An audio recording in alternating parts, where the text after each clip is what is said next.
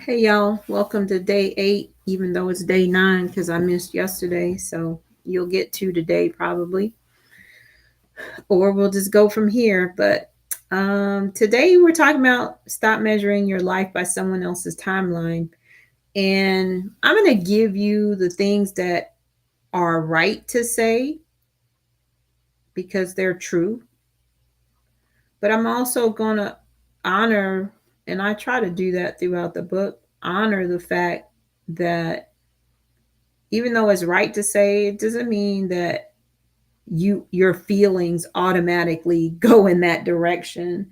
It's definitely an intentional thinking process to get you to this place. So today we're um, talking about feeling like you're behind in life, in love, in business, in finances, in health, and just behind.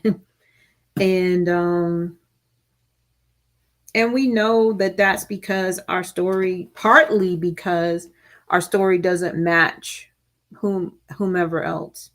So that is true. But I want to just talk a little bit when I share my nugget for the day. I'm just going to talk a little bit about just the other side of that. So here's the excerpt from the book.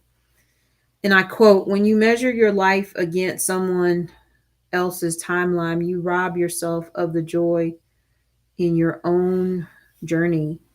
God's timing for your life is not late, it's customized. Just because someone else got married, had kids, or reached a career milestone before you doesn't mean you're off track. Your lane is your lane, your race is your race. And when you stop glancing over at theirs, you'll find you have more peace to run your own." Can I just tell y'all something? That is 1,000% true. It's 1,000% true. Um, I think it's Thomas Jefferson, I believe, or Benjamin Franklin. One of them said, "Comparison is the thief of joy." 1,000% true. But here's the real difficult part that I just want to share my heart with you all is that sometimes the comparison, you're not comparing yourself with other people. You're just comparing yourself with yourself. Before I started this business, I had a great job, making good money. I mean, it wasn't always great, obviously, but I was climbing that ladder. I had a nice house, I had a nice car, I had all the things, and I wasn't married. You all know I'm not married yet. I do believe that I will be. But even at that point, I was content, not complacent, but content because I had a plan for me. I didn't know what it was going to be, but it had to do with serving other single women. And so I was down with that. But when your life takes a turn, even with God, and then it's just not looking at all the way that it used to be in the good ways, and it seems as if you're never going to get there. It's one thing to have a timeline like I have to be there at I have to be this at 30 and this at 35 and 40 and 50 and whatever. It's another thing to just see time passing and feel like, okay, so I'm never going to get there. And so I just want to honor the fact that you might feel that even as you read this, and hopefully you'll get the book, Single on Purpose, Embracing the Life You Have, Preparing for the Love You Want.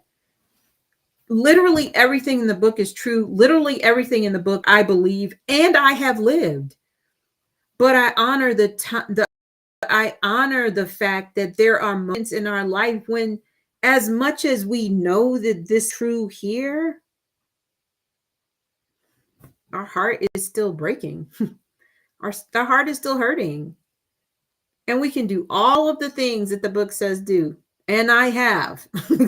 Because I'm not telling you to do something that I haven't already done or am doing. Because a lot of it's just a lifestyle. It's not an event that you do and now you're like, oh, I'm healed of wanting to be married. I'm healed of wanting to be successful in my business. I'm healed of no. It's a process of growing and healing and understanding yourself and walking in your purpose and all the things. But there are still days when you're not looking to your sister over to the right and you're not looking to the brother over to the left. You're just looking at your own life back there and you're just saying, God, hook a sister up. Comparison will either speed you up in panic or slow you down in defeat. Neither is God's pace for you. But let me honor the fact that you still feel it. I feel it. This is a hard season for me. And so I feel it. But our story doesn't unfold on some random schedule. He has a schedule. He doesn't always share that with us, and usually not.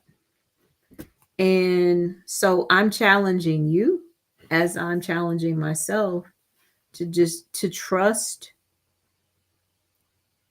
so you can walk in peace no matter what your life looked like before or you thought it was going to look like at this point. That's what I'm going to try to do. I'm going to do it. Today is a struggle. It just feels like another blow. That's something that just happened. But I want you just to recognize that God really does still have a plan for you, and He has a timeline for that plan. Drop a comment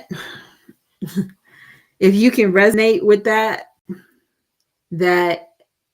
you understand intellectually, or you're even willing to learn intellectually the things that you can do to help you to stop being dragged down or sped up by a timeline that's really random and generic.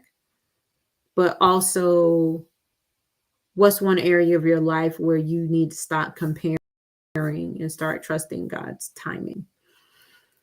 If you want to know when the book releases, Single on Purpose, Embracing the Life You Have, Preparing for the Love You Want, hit me in the DMs with the word reflections. You all have not been doing that. Does that mean you don't want the book? Come on now. So like, share, subscribe, comment. Let me know that this is resonating with you. And remember that you're not just single. You're single on purpose. God bless.